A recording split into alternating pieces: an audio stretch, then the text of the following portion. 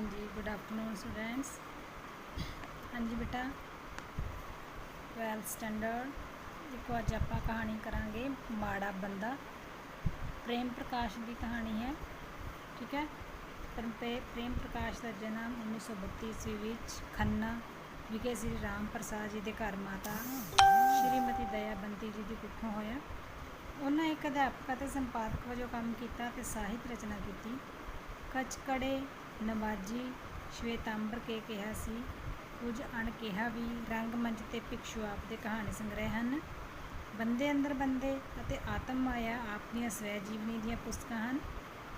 दस्तावेज उन्हां दा नावल है कुछ अणकिहा भी ना के कहानी संग्रह ते आप नूं साहित्य अकादमी का पुरस्कार प्राप्त होया। लाजमी पंजाबी 12वीं नां दी पाठ पुस्तक विच आप दी कहानी माड़ा बंदा संकलित की गई है।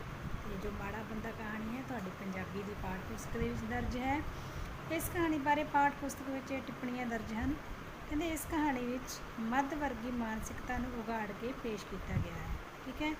मध्य वर्गी पति पत्नी का एक आम रिक्शा चालक वालों कुछ वध पैसे मंगण ते उस नाल खैबड़ना, रिक्शे वाले वालों उन्हां दे दिते पैसे वगा के मारन उपरंत उसका काफ़ी समय तक बाहर खड़े रहना दोहां पति पत्नी नूं परेशान ते बेचैन कर दिंदा है।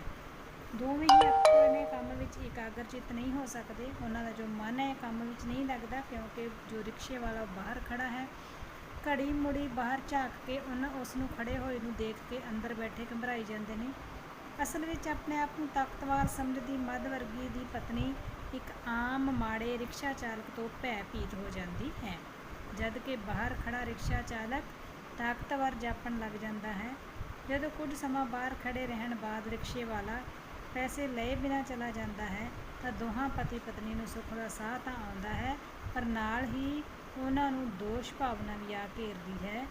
इस दोष भावना तो छुटकारा पाउण लई ਉਹ सोचते हैं कि वह 3 रुपए पिंगल वाले नूं दे देणगे ਤਾਂ ਜੋ ਉਹਨਾਂ ਨੂੰ ਮਾੜੇ ਬੰਦੇ ਨਾ ਸਮਝਿਆ ਜਾਵੇ। ਉਹਨਾਂ ਨੇ ਰਿਕਸ਼ੇ ਵਾਲੇ ਨੂੰ ਤਾਂ 3 ਰੁਪਏ ਦਿੱਤੇ ਨਹੀਂ, ਫਿਰ ਉਹ ਜਦੋਂ 2 ਰੁਪਏ ਵੀ ਉਹ ਸਿੱਟ ਕੇ ਚਲਾ ਗਿਆ, ਖਾਲੀ ਹੱਥ ਚਲਾ ਗਿਆ, ਤਾਂ ਫਿਰ ਉਹਨਾਂ ਨੂੰ ਇਹੀ ਆਪਣੇ ਆਪ ਨੂੰ ਸੋਚਿਆ ਕਿ ਹੁਣ ਸਾਨੂੰ ਸਾਰੇ ਮਾੜੇ ਹੀ ਕਹਿਣਗੇ। ਰਿਕਸ਼ੇ ਵਾਲਾ ਵੀ ਮਾੜੇ ਕਹੇਗਾ ਕਿ ਬੜੇ ਮਾੜੇ ਬੰਦੇ ਨੇ ਜਿਨ੍ਹਾਂ ਨੇ ਮੈਨੂੰ ਕਿਰਾਇਆ ਨਹੀਂ ਦਿੱਤਾ।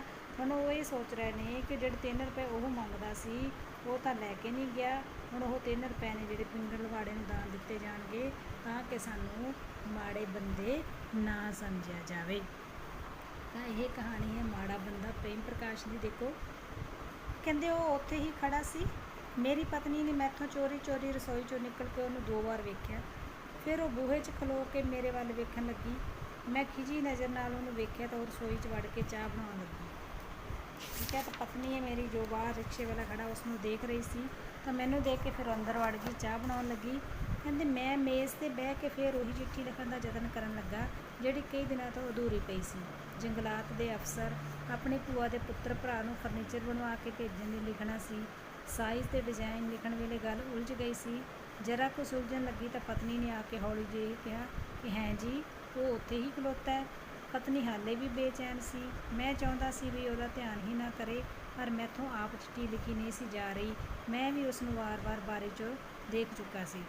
वो उंज ही खलोता सी चौंक के खब्बे पासे अपने रिक्शे का रुख पार्क वाल नूं करके। पहलां वो किसी रिक्शे की गद्दी ते बैठा रिक्शे की गद्दी ते बैठा सी, फिर वो पैडलों ते खलो गया।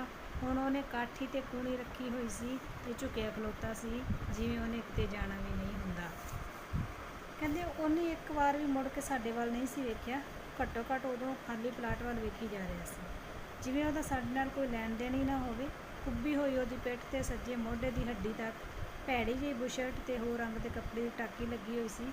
कच्छे हेठ कालियां सुक्कियां लत्तां सन ते सिर दे वाल मैले उलझे हुए सन। उहनूं वेख के दिल खराब हुंदा सी जे उहदी फोटो खिच के अखबार 'च छापी जाए तो हेठां लिख दिता जाए कि यह है वो मुंडा जिहड़ा अपने मालक उहदी पत्नी ते इकलौते पुत्र नूं कतल करके उन्हां दे सारे गहणे लैके भज गया सी, तां लोग सच मन लैणगे। ਇਹਦੀਆਂ ਭੁੱਖੀਆਂ ਭੁੱਖੀਆਂ ਨਜ਼ਰਾਂ ਇਸ ਤਰ੍ਹਾਂ ਹੈਰਾਨੀ ਨਾਲ ਵੇਖਦੀਆਂ ਨੇ ਜਿਵੇਂ ਕੁਝ ਚੰਗਾ ਵੇਖਿਆ ਹੀ ਨਹੀਂ ਹੁੰਦਾ, ਕਮੀਨੀਆਂ ਜਿਹੀਆਂ। ਜਦੋਂ ਉਹਨੇ ਭੈੜਾ ਜਿਹਾ ਮੂੰਹ ਕਰਕੇ ਆਨੇ ਕੱਢ ਕੇ ਮੇਰੇ ਵੱਲ ਤੱਕਿਆ ਸੀ ਜਿਵੇਂ ਹੱਤਕ ਕਰ ਰਿਹਾ ਹੋਵੇ, ਹੱਤਕ ਦਾ ਮਤਲਬ ਬੇਇੱਜ਼ਤੀ, ਤਾਂ ਮੈਨੂੰ ਖਿਝ ਆ ਗਈ ਸੀ।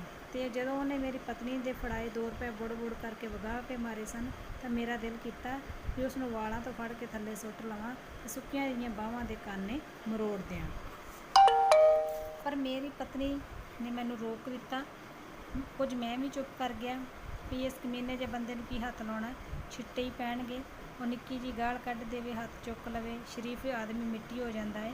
ਫਿਰ ਭਾਵੇਂ ਉਹ ਆਪਣੇ ਆਪ ਨੂੰ ਗਾਲਾਂ ਕੱਢ ਲਵੇ, ਲੋਕ ਸਮਝਦੇ ਨੇ ਕਿ ਦੂਜੇ ਨੂੰ ਹੀ ਕੱਢ ਰਿਹਾ ਹੈ। ਉਂਝ ਵੀ ਮੈਂ ਨਹੀਂ ਚਾਹੁੰਦਾ ਵੀ ਮਾੜੇ ਬੰਦੇ ਨਾਲ ਲੜਿਆ ਜਾਵੇ, ਪਰ ਇਹ ਬੇਇਨਸਾਫੀ ਵੀ ਸਹਿ ਨਹੀਂ ਹੁੰਦੀ। ਸਬਜ਼ੀ ਮੰਡੀ ਤੋਂ ਇੱਥੋਂ ਤੱਕ ਦੇ 2 ਰੁਪਏ ਦੇਣੇ ਤੈਅ ਕੀਤੇ ਸਨ ਮੇਰੀ ਪਤਨੀ ਨੇ। ਫਿਰ ਝਗੜਾ ਕਾਹਦਾ? ਇੱਕ ਮਹੀਨਾ ਤਰੀਕਾ ਹੈ ਇਹਨਾਂ ਦਾ ਮੰਗਣ ਦਾ ਜਾਂ ਠੱਗਣ ਦਾ। ਪਹਿਲਾਂ ਕਹਿਣਗੇ ਜੋ ਮਰਜ਼ੀ ਦੇ ਦਿਓ, ਪਰ ਜਦੋਂ ਲੈਣ ਵੇਲੇ ਆਪਣੀ ਮਰਜ਼ੀ ਦੇ ਲੈਣਗੇ। ਜੇ ਪੈਸੇ ਤੈਅ ਕਰ ਲਓ ਤਾਂ ਜਦੋਂ ਮੁਹੱਲਾ ਨੇੜੇ ਆਉਣ ਲੱਗਦਾ ਤਾਂ ਕਹਿਣ ਲੱਗ ਪੈਂਦੇ ਨੇ, ਬੀਬੀ ਜੀ ਇਹ ਤਾਂ ਬੜੀ ਦੂਰ ਹੈ, ਸ਼ਹਿਰ ਦਾ ਦੂਜਾ ਪਾਸਾ ਆ ਗਿਆ, ਮਾਡਲ ਟਾਊਨ ਤਾਂ 1.5 ਮੀਲ ਲੰਬਾ ਹੈ, ਗਰੀਬ ਆਦਮੀ ਨੂੰ ਮਾਰ ਲਿਆ। ਇਸ ਵੇਲੇ ਕੋਈ ਇੰਨੀ ਦੂਰ ਕਾਹਨੂੰ ਆਉਂਦਾ ਏ। ਅੱਜ ਤੇ ਦੁਪਹਿਰ ਦੇ 2 ਹੀ ਵਜੇ ਸਨ। ਇਹਦਾ ਖਿਆਲ ਸੀ ਵੀ ਘਰ 'ਚ ਕੋਈ ਮਰਦ ਨਹੀਂ ਹੋਵੇਗਾ, ਜ਼ਨਾਨੀ ਨੂੰ ਠੱਗ ਲਵਾਂਗੇ।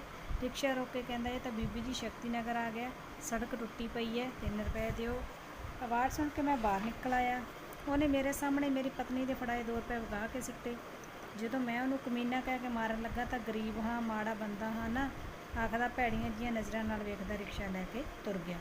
ਮੈਨੂੰ ਪਤਾ ਸੀ ਵੀ ਉਹ 1 ਰੁਪਇਆ ਵੱਧ ਮੰਗ ਕੇ 50 ਪੈਸੇ ਵੱਧ ਲੈਣੇ ਚਾਹੁੰਦਾ ਸੀ, ਪਰ ਇਹ ਕੋਈ ਤਰੀਕਾ ਸੀ? ਉਹ ਮਿੰਨਤ ਨਾ ਸੀ ਤਾਂ ਨਿਮਰਤਾ ਨਾਲ ਕਹਿੰਦਾ, ਬਈ ਮੈਂ ਸਮਝਦਾ ਸੀ ਕੋਠੀ ਨੇੜੇ ਹੋਵੇਗੀ, ਪਰ ਬੀਬੀ ਜੀ ਇਹ ਦੂਰ ਨਿਕਲੀ, ਮੈਨੂੰ 50 ਪੈਸੇ ਹੋਰ ਦੇ ਦਿਓ। ਉਹਨੂੰ ਉਸੇ ਵੇਲੇ ਮਿਲ ਜਾਣੇ ਸਨ। ਭਗਤਨੀ ਮੇਰੀ ਪਤਨੀ ਤਾਂ ਤੁਰੇ ਜਾਂਦੇ ਗਰੀਬ ਗਰੂਬੇ ਨੂੰ ਰੋਟੀ ਚਾਹ ਵੀ ਦੇ ਦਿੰਦੀ ਏ। ਇਹਨੇ ਤਾਂ ਫੇਰ ਵੀ ਉਹਨੂੰ ਢੋ ਕੇ ਲਿਆਂਦਾ ਸੀ, ਪਰ ਪਵਾੜਾ ਪੈ ਗਿਆ ਉਹਦੇ ਰੁਪਏ ਸੁੱਟਣ ਤੇ ਮੇਰੇ ਗਰਮ ਹੋਣ ਤੇ ਮੇਰੀ ਪਤਨੀ ਚਾਹ ਦਾ ਆਪਣਾ ਕੱਪ ਵੀ ਮੇਰੇ ਕੋਲ ਲੈ ਆਈ ਤੇ ਚੀਨੀ ਲੈਣ ਦੇ ਬਹਾਨੇ ਇੱਕ ਵਾਰ ਫੇਰ ਉਹਨੂੰ ਵੇਖ ਆਈ। ਕੁਰਸੀ ਤੇ ਬਹਿ ਕੇ ਚਾਹ ਪੀਂਦੀ ਨੇ ਮੇਰੇ ਚਿਹਰੇ ਵੱਲ ਤੱਕਿਆ। ਜਦ ਮੈਂ ਚੁੱਪ ਹੀ ਰਿਹਾ ਤਾਂ ਆਪ ਹੀ ਬੋਲੀ, ਛੱਡੋ ਪਰੇ, 3 ਰੁਪਏ ਹੀ ਨੇ, ਦੇ ਦਿਓ ਆਹ। ਨਹੀਂ, ਮੈਂ ਇੱਕੋ ਸ਼ਬਦ ਬੋਲਿਆ। ਉਹ ਗਰੀਬ ਏ, ਪਰ ਪੈਸੇ ਡਿੱਗ ਵੀ ਪੈਂਦੇ ਨੇ। ਬੱਚੇ ਰੋਜ਼ ਰੁਪਇਆ 2 ਰੁਪਏ ਖਰਚ ਦਿੰਦੇ ਨੇ, ਕਿੰਨੇ ਪੈਸੇ ਐਵੇਂ ਉਹ ਰੋਡ ਛੱਡੀ ਦੇ ਨੇ। ਉਹ ਰਿਕਸ਼ੇ ਵਾਲੇ ਦੀ ਵਕੀਲ ਬਣੀ ਬੈਠੀ ਸੀ, ਹਮਦਰਦੀ ਨਾਲ ਜਾਂ ਡਰ ਨਾਲ। ਉਂਝ ਉਹਦੀ ਗੱਲ ਠੀਕ ਸੀ। ਮੈਂ ਰੋਜ਼ 2.5-3 ਰੁਪਏ ਦੀਆਂ ਸਿਗਰਟਾਂ ਪੀਂਦਾ ਹਾਂ, ਮਹੀਨੇ 'ਚ 2-3 ਵਾਰ ਸਿਨੇਮਾ ਵੀ ਦੇਖਦਾ ਹਾਂ। ਡੈਡੀ, ਰਿਕਸ਼ੇ ਵਾਲਾ ਉੱਥੇ ਖਲੋਤਾ ਹੈ, ਇੱਕ ਬੰਦੇ ਨੇ ਪੁੱਛਿਆ। ਚੱਲਣਾ ਹੀ ਕੰਪਨੀ ਬਾਗ? ਕਹਿੰਦਾ ਨਹੀਂ, ਮੇਰੇ ਵੱਡੇ ਪੁੱਤਰ ਨੇ ਆ ਕੇ ਦੱਸਿਆ। ਬੇਵਕੂਫ, ਜਾਹਲ, ਤਦੇ ਸਾਲੇ ਗਰੀਬ ਨੇ ਨਾਜਾਇਜ਼ ਤਰੀਕੇ ਨਾਲ 1 ਰੁਪਇਆ ਕਮਾਉਣ ਬਦਲੇ 2 ਰੁਪਏ ਦੀ ਸਵਾਰੀ ਗਵਾ ਦਿੱਤੀ। ਪੂਰਾ 1 ਘੰਟਾ ਬਰਬਾਦ ਕਰ ਲਿਆ। 5 ਰੁਪਏ ਕਮਾਏ ਜਾ ਸਕਦੇ ਸੀ ਇਸ ਸਮੇਂ 'ਚ। ਬੁੜਬੜਾ ਕੇ ਮੈਂ ਇੰਜ ਕਿਹਾ, ਬਈ ਮੁੰਡਾ ਨਾ ਸੁਣੇ, ਤੇ ਚਿੱਠੀ ਅਧੂਰੀ ਹੀ ਪਰੇ ਕਰ ਦਿੱਤੀ। ਮੈਂ ਨਹੀਂ ਸੀ ਚਾਹੁੰਦਾ ਵੀ ਮੁੰਡੇ ਨੂੰ ਮੇਰੇ ਚਿਹਰੇ ਤੋਂ ਇਸ ਚਿੰਤਾ ਦਾ ਪਤਾ ਲੱਗੇ ਜਿਹੜੀ ਰਿਕਸ਼ੇ ਵਾਲੇ ਦੇ ਖਲੋਣ ਨਾਲ ਮੈਨੂੰ ਹੋ ਰਹੀ ਸੀ। ਮੈਂ ਪਤਨੀ ਨੂੰ ਇਵੇਂ ਹੀ ਜ਼ਾਹਿਰ ਕੀਤਾ ਸੀ, ਸਮਝਾ ਵੀ ਰਿਹਾ ਸੀ ਵੀ ਉਹ ਉੱਧਰ ਧਿਆਨ ਨਾ ਦੇਵੇ, ਸਾਲਾ ਆਪੇ ਥੱਕ ਹਾਰ ਕੇ ਚਲਿਆ ਜਾਵੇਗਾ। ਪਤਨੀ ਕੱਪ ਚੁੱਕ ਕੇ ਰਸੋਈ 'ਚ ਚਲੀ ਗਈ। ਮੈਂ ਉੱਠ ਕੇ ਬਾਰੀ 'ਚ ਝਾਤੀ ਮਾਰੀ। ਕੋਈ ਹੋਰ ਰਿਕਸ਼ੇ ਵਾਲਾ ਉਹਦੇ ਕੋਲ ਖਲੋਤਾ ਸੀ। ਉਹ ਦੂਜਾ ਰਿਕਸ਼ੇ ਵਾਲਾ ਕੋਈ ਗੱਲ ਕਰਕੇ ਕਹਾ ਨਾਲ ਅੱਡੇ ਵੱਲ ਨੂੰ ਚਲਾ ਗਿਆ। ਮੈਨੂੰ ਲੱਗਾ ਉਹ ਆਪਣੇ ਸਾਥੀਆਂ ਨੂੰ ਬੁਲਾਉਣ ਗਿਆ ਏ। ਇਹਨਾਂ ਵਿੱਚ ਏਕਤਾ ਬੜੀ ਏ। ਝਗੜਾ ਹੋਣ 'ਤੇ ਸਾਰੇ ਚੰਬੜ ਜਾਂਦੇ ਨੇ, ਪਰ ਦੂਜੇ ਮੁਸਾਫਰ ਵੇਖ ਕੇ ਲੰਘ ਜਾਂਦੇ ਨੇ। ਠੀਕ ਹੈ ਬੇਟਾ, ਬਾਕੀ ਆਪਾਂ ਕੱਲ੍ਹ ਰੀਡ ਕਰਾਂਗੇ। ਇਸ ਨੂੰ ਬੇਟਾ ਤੁਸੀਂ ਜੋ ਇਹਦੇ ਵਰਡ ਮੀਨਿੰਗ ਔਰ ਜੋ ਕਹਾਣੀ ਹੈ ਇਸਨੂੰ ਉੱਪਰ ਰੀਡ ਕਰਨਾ। Okay, thank you, have a nice day.